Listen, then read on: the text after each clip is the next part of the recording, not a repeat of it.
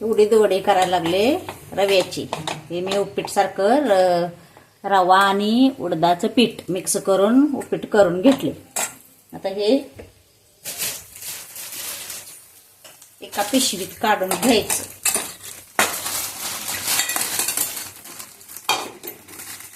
पिशवीत घालायचं. त्याला असं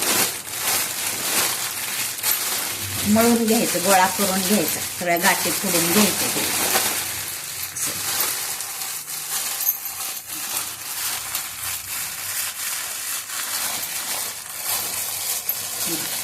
आणि मग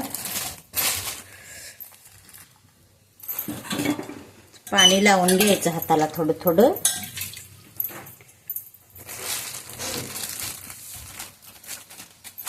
आणि त्याचा असा गोळा करायचा असा गोळा करायचा. त्याला मध्ये असं होल पाडायचं, पाणी लावायचं हाताला आणि त्याला असं होल पाडायचं. त्याला असा उडीद वड्याचा आकार द्यायचा असा. हे बघा असा.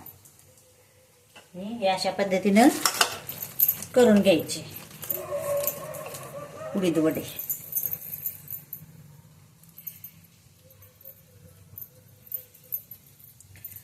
मी अजून एक करून दाखवते बघा. हे असे उडीद वडे करून घ्यायचे. हे बघा. आणि असे तळून घ्यायचे कुरकुरीत. हे बघा करकरीत छान होतं.